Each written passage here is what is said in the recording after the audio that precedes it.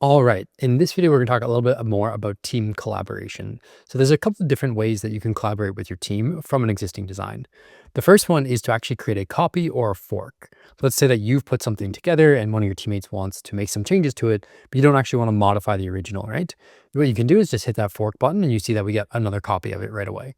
So this is really nice, especially if you want to set up a baseline design. So like, for example, rather than adding our assistant on top, we just mock up the basics of Google Calendar and then we create a fork, and then we add our other features on top.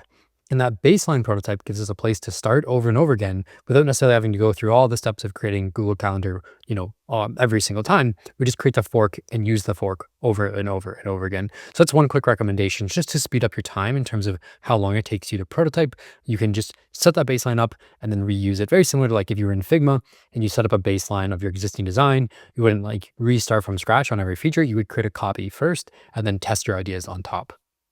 Another really cool feature is the projects or the canvas feature here. So we go ahead and create a project. We can add this chat to the project. So we'll call this, Google Calendar and create a project. So projects are basically a canvas that can house multiple different chats. So you'll see here that we have our initial folder, which is called page one, and we have our chat, which is the Google Calendar April 25th, 2025. And we can still interact with this. We can still edit this, all that good stuff directly from here. But what is different is that you can continue to add more chats as well, right? So if I wanted to, add some other content in here right beside it, I can do that. And so this is a really nice visual way to have like more than one idea at the same time, and then hop into one of the chats, make some changes, hop back out to the project, and so on.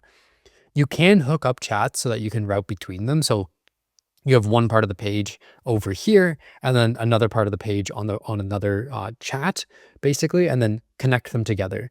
I wouldn't really recommend doing that for anything except for completely different views, right? So if we have one view that's like the calendar booking link inside of Google Calendar, and then we have another view that is the actual Google Calendar view itself, what we see here, those two views, right, the share link to book a calendar and this view here, are completely independent.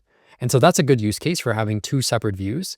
And then, you can visually see like, okay, when we make an update on this one, this is how we want it to look on the other one when there's that relationship between them.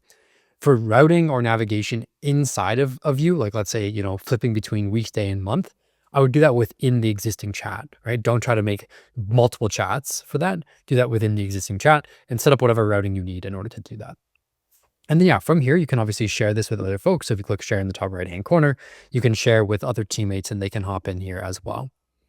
A couple of other quick things, you can, hit fork current design in order to basically create a copy directly from here. So rather than, initially starting off with more than one design, I can hit fork, get a copy, and then hop into this one and make some changes. And again, this is a nice way to very quickly explore different ideas without necessarily having to manage, like, where did that link go again with the link to the initial fork? You can do it this way instead. And yeah, that's pretty much it. The pages work kind of how you'd expect them to. So if this is our kind of main page, it houses these two files here, these two chats. And if I want to, I can create a second page here. And this just doesn't have any content until I choose to import some content. So you can organize content this way as well if you want to, or you can just have one folder, one page that has all of your different chats on it. So that's a bit on team collaboration. And when you're ready, I'll see you in the next one.